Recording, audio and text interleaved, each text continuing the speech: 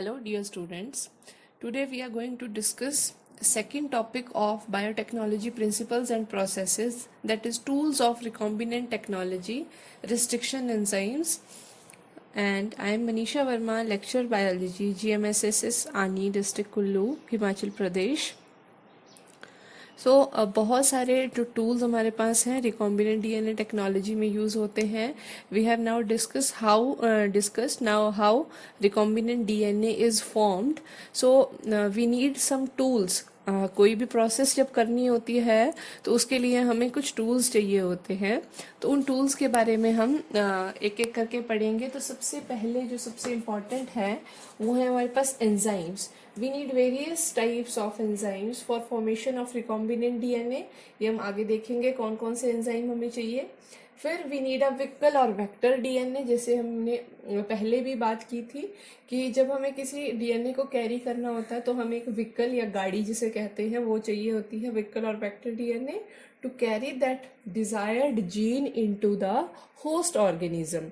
फिर है passenger DNA. तो पैसेंजर डीएनए यहाँ हम किसको बोल रहे हैं? जो हमारा डिजायर्ड जीन फ्रेगमेंट जो है, जो हमें दूसरे ऑर्गेनिज्म में डालना है, उसको हम कहते हैं पैसेंजर डीएनए. तो इस टॉपिक में हम बात करेंगे एंजाइम्स की. तो एंजाइम्स में there are many kinds of specific enzyme that are employed in genetic engineering. So सबसे पहले जो इंक्लूड होते हैं इसमें these are the lysing enzyme. तो लाइजिंग मीन्स किसी चीज को ब्रेक करना, लाइज करना, तोड़ना. फिर है cleaving enzyme. Cleaving means cut करना. Synthesising enzyme, joining enzymes and alkaline phosphatases. We will take them one by one. तो सबसे पहले लाइजिंग एंजाइम. तो लाइजिंग एंजाइम हमें क्यों चाहिए? जब भी हमने किसी सेल के साथ जेनेटिक इंजीनियरिंग करनी है ऑर्गेनिजम्स के साथ, तो सबसे पहले हमें उनके सेल्स को ब्रेक करना होगा. सेल्स को ब्रेक करने के बाद न्यूक्लियस को ब्रेक करना होगा और उसके बाद वहां से हम जो है डीएनए को एक्सट्रैक्ट करेंगे. तो इसके लिए हम काफ़ी सारे एंजाइम्स की हेल्प लेते हैं. तो जो जेनेटिक इंजीनियरिंग है वो किसी भी तरह के सेल पे परफॉर्म कर सकते हैं. It can be bacteria, it can be fungus, it can be animal cell, it can be plant cell.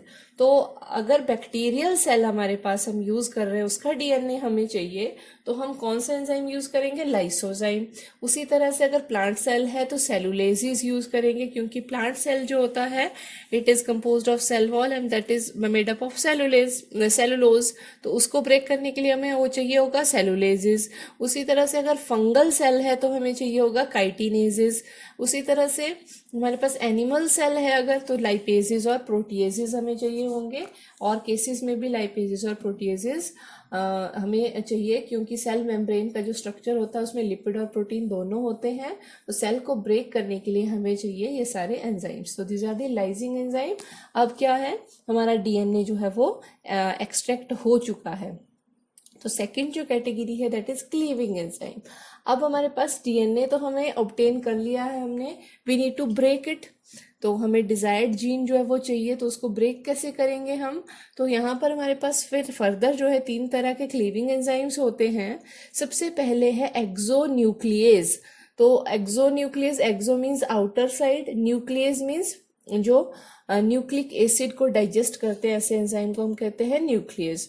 तो exonuclease, these enzymes cut off nucleotides from 5' और 3' terminal ends of DNA molecule. तो जैसे हम यहाँ diagram में देख सकते हैं, तो जो हमारे पास डीएनए के ये टर्मिनल एंड्स हैं, 3' एंड 5' एंड, यहाँ से अगर हमें डीएनए को रिमूव करना है, न्यूक्लियोटाइड्स को रिमूव करना है, DNA is polymer of nucleotide, तो यहाँ से रिमूव करने हैं अगर, तब हम यूज करेंगे एंजाइम एक्सोन्यूक्लियेज. फिर if we need to break the DNA from within, between से कहीं हमने करना है एंडोन्यूक्लियेजेस, तो उसके लिए हमें चाहिए, उसके लिए होते हैं एंजाइम एंडोन्यूक्लियेजेस. तो endo means within and nucleases again means DNA और आरएनए डाइजेस्टिंग एंजाइम. तो they cleave DNA duplex at any point except the terminal ends. अब टर्मिनल एंड के लिए तो थे हमारे पास एक्सोन्यूक्लियस. अगर बीच में से कहीं से हमने कोई पोर्शन डीएनए का कट करना है तो उसके लिए हम यूज करेंगे एंडोन्यूक्लियेजेस. फिर हमारे पास है रिस्ट्रिक्शन एंडोन्यूक्लियेजेस.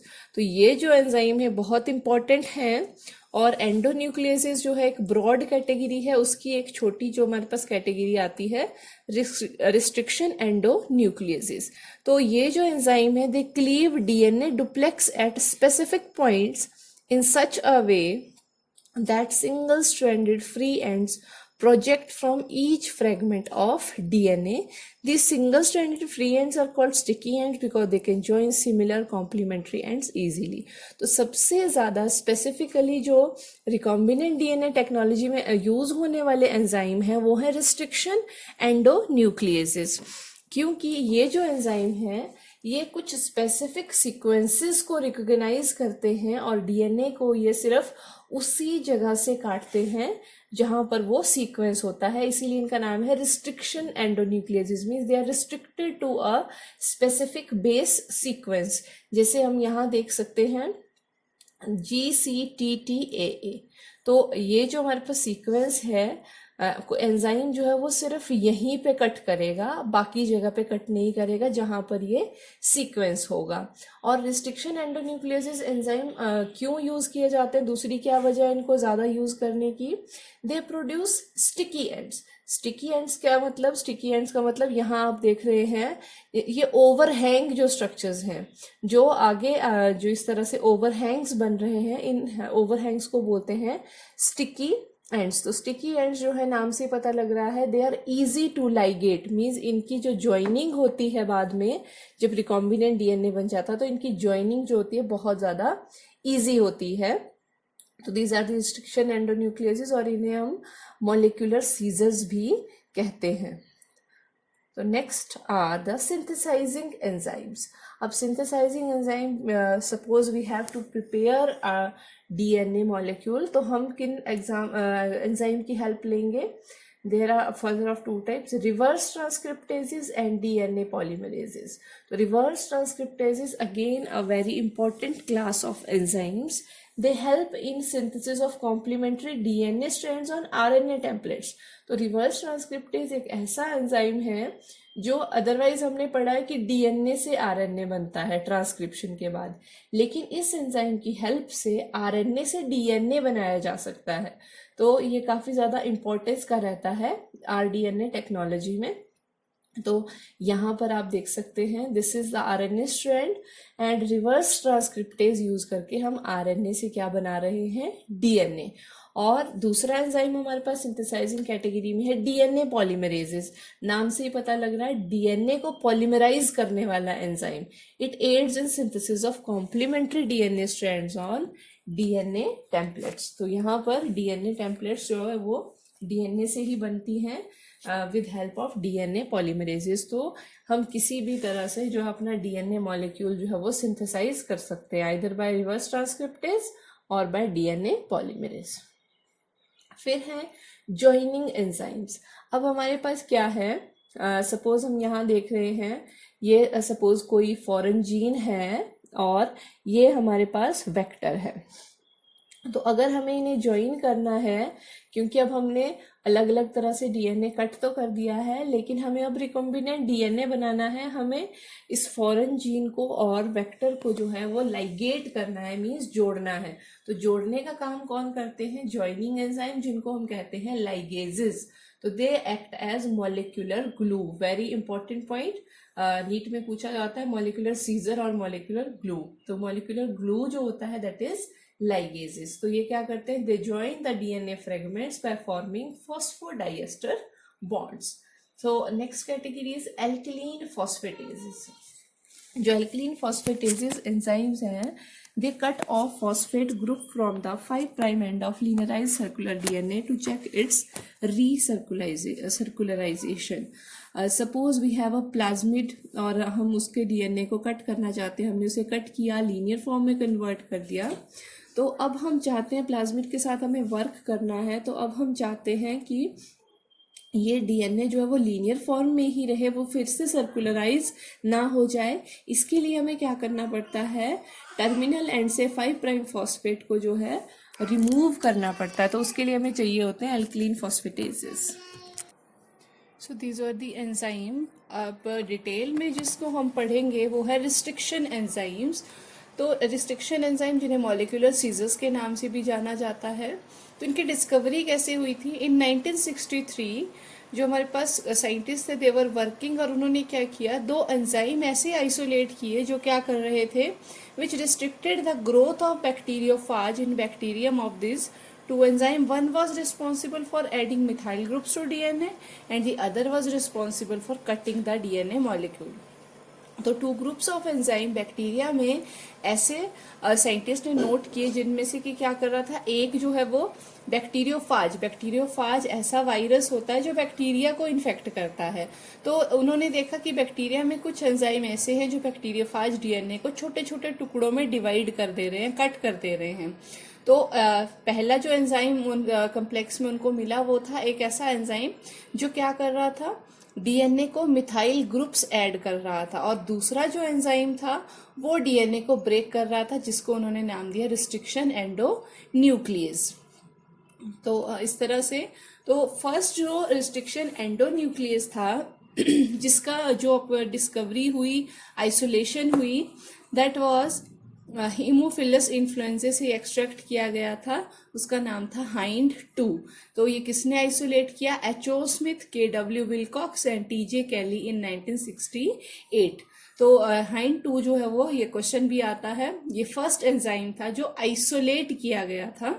ध्यान रहे, it was isolated first. It was later observed that Hind2 always cut DNA molecule at specific point by identifying a specific sequence of 6 base pair. जैसे मैंने पहले ही बताया था, रिस्ट्रिक्शन एंडोन्यूक्लियस जो है वो एक पर्टिकुलर साइट पे ही, सीक्वेंस पर ही कट लगाते हैं, तो उसको उसका रिकॉग्निशन सीक्वेंस कहा जाता है। तो Hind2 का जो रिकॉग्निशन सीक्वेंस है, it is consisting of 6 base pairs. तो यहाँ पर जो Hind2 का आप देख सकते हो, दिस इज GTAC। तो ये जो हमारे पास सीक्वेंस है, it is the recognition sequence of Hind2। And besides Hind2 अब जो है बहुत सारे रिस्ट्रिक्शन एंजाइम जो है आज आइसोलेट किए जा चुके हैं। About 3000 restriction enzyme are known, और ये सभी आइसोलेट किए गए हैं from many strains of bacteria. तो आगे हम डिस्कस करेंगे इनको जो है वो नेमिंग जो है, ये Hind2 इस तरह से, जैसे EcoR2 पढ़ रहे हैं आप, Hind3, BAM-H1, ये इस तरह के नाम जो हैं वो किस बेसिस पर दिए जाते हैं, इसको हम आगे डिस्कस करेंगे। तो अब बात कर लेते हैं रिस्ट्रिक्शन एंडोन्यूक्लियस के टाइप्स की, कितने टाइप के होते हैं ये। तो 3 मेन क्लासेस होती हैं रिस्ट्रिक्शन एंडोन्यूक्लियस की, that is type 1, type 2 and type 3। तो इनमें से जो सबसे पहले हम पढ़ेंगे टाइप 1 रिस्ट्रिक्शन एंडोन्यूक्लियस के बारे में। तो ये क्या करते हैं, 2 फंक्शंस करते हैं, restriction as well as modification.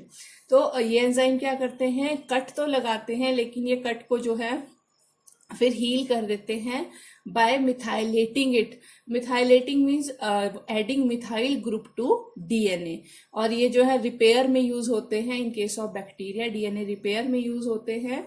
तो यहाँ पर क्या है, ये कट तो लगा रहे हैं लेकिन उसके बाद मिथाइल ग्रुप ऐड कर दे रहे हैं डीएनए में, तो इसलिए हम इन्हें रिकॉम्बिनेंट डीएनए टेक्नोलॉजी में यूज नहीं कर सकते हैं।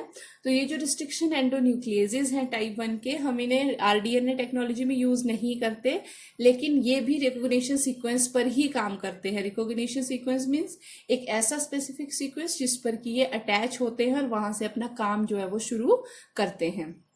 The recognition sequence of type 1 restriction endonuclease is about 15 base pairs and causes cleavage of DNA about 1000 base pair away from 5 prime end.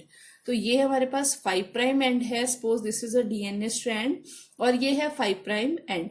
तो ये 5 प्राइम एंड से 1000 बेस पेयर नीचे की ओर जो है ये इसका रिकॉग्निशन सीक्वेंस होगा जहां पर कि ये कट लगाएगा।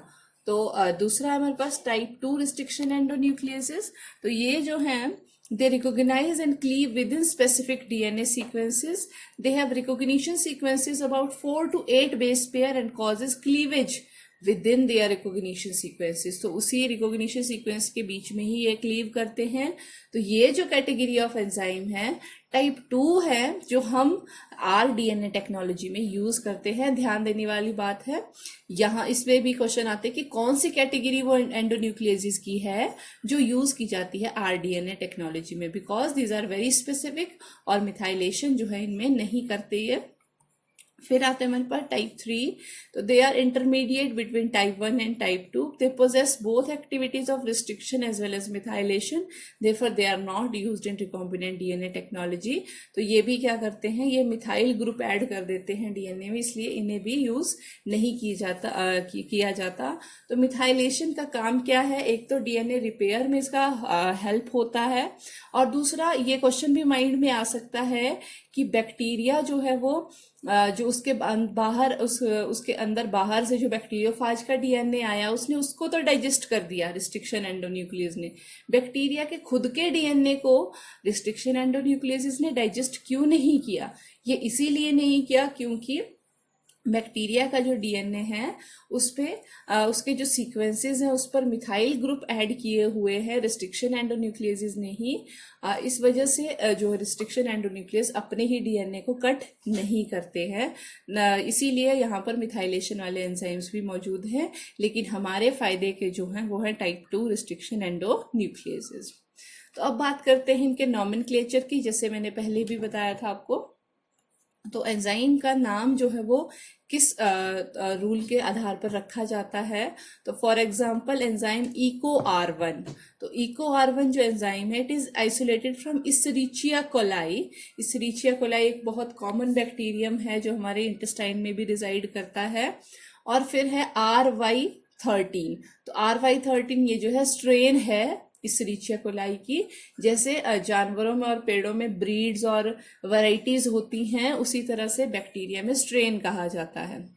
तो सबसे पहले एंजाइम का जो नाम है it is derived from the name of the prokaryotic cell from which the enzyme is isolated.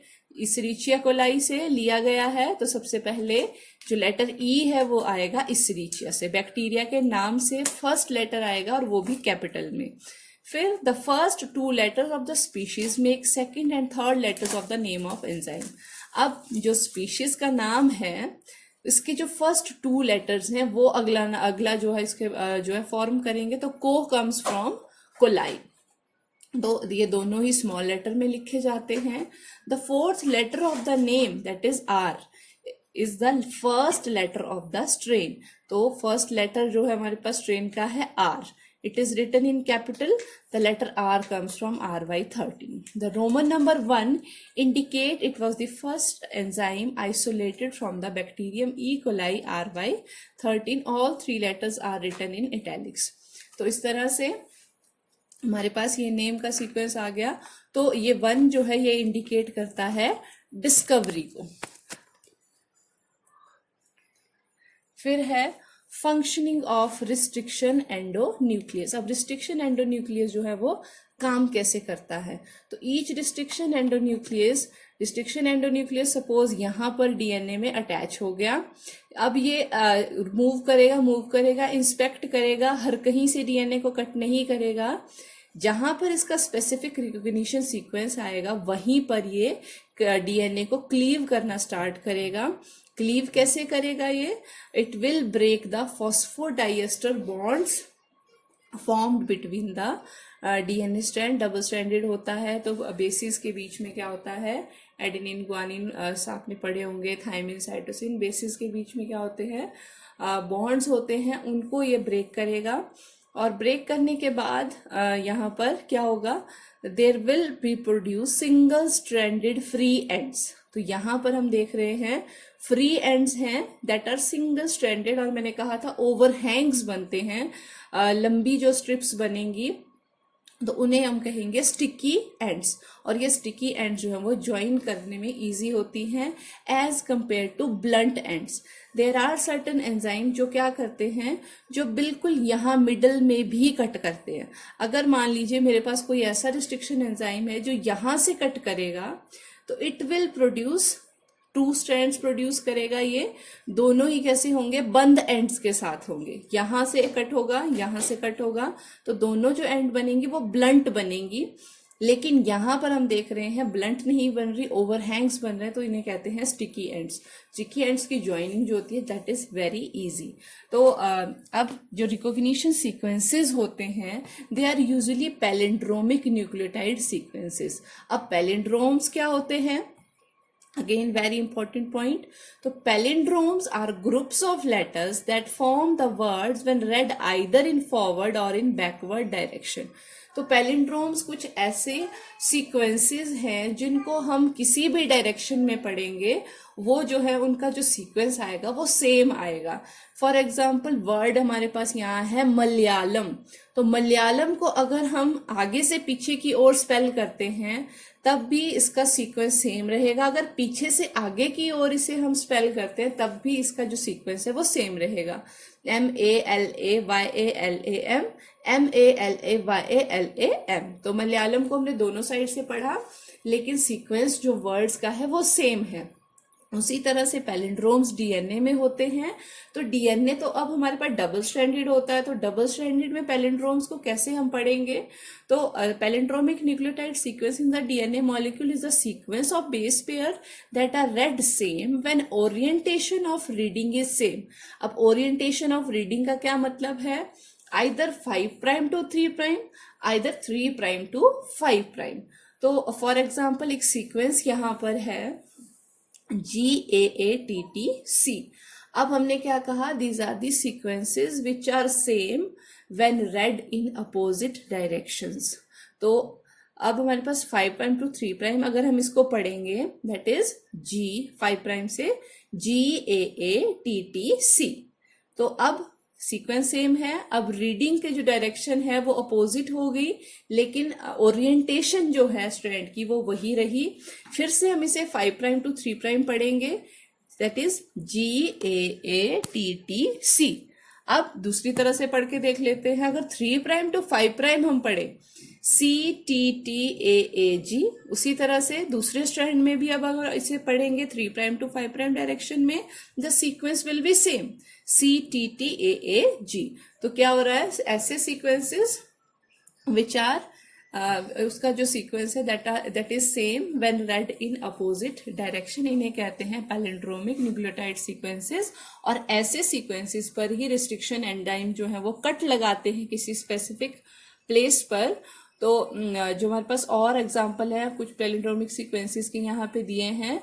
तो कुछ जर्नल जो पैलिंड्रोमिक न्यूक्लियोटाइड सीक्वेंसेस हैं कुछ एंजाइम्स के वो आपको याद होने चाहिए। तो हर एक रिस्ट्रिक्शन एंजाइम का जो ये पैलिंड्रोमिक सीक्वेंस होता है, रिकॉग्निशन सीक्वेंस होता है, वो डिफरेंट होता है।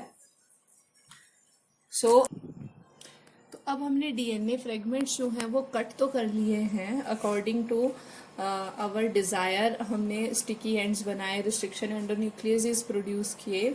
स्टिकी एंड्स मीन्स ऐसे एंड्स जो ओवरहैंग करते हैं, शॉर्टर और लॉन्गर होते हैं।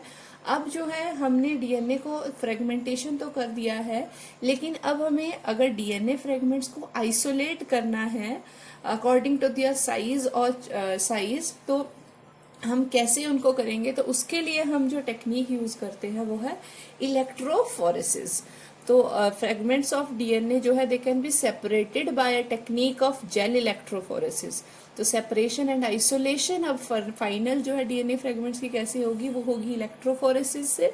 तो इलेक्ट्रोफोरेसिस, जेल इलेक्ट्रोफोरेसिस में हम जो जेल नॉर्मली यूज करते हैं दैट इज अगारोस जेल।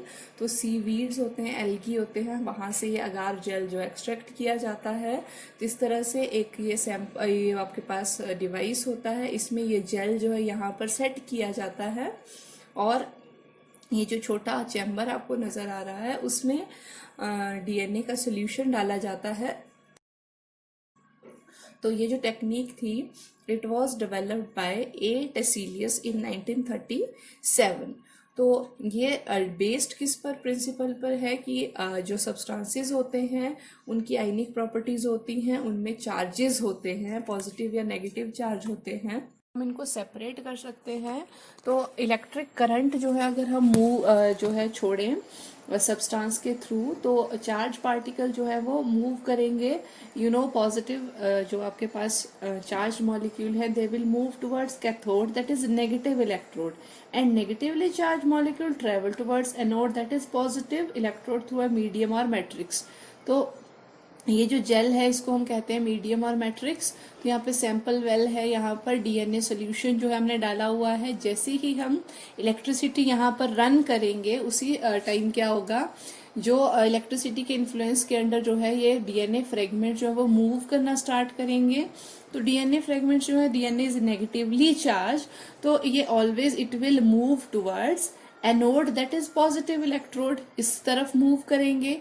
अब जो फ्रेगमेंट्स जो मूव करेंगे उनमें भी क्या रहेगा, जो लार्जर और हैवी फ्रेगमेंट्स होते हैं वो ज्यादा दूर तक ट्रेवल नहीं कर पाएंगे, और जो स्मॉलर फ्रेगमेंट्स होंगे they will travel farther to the from the well.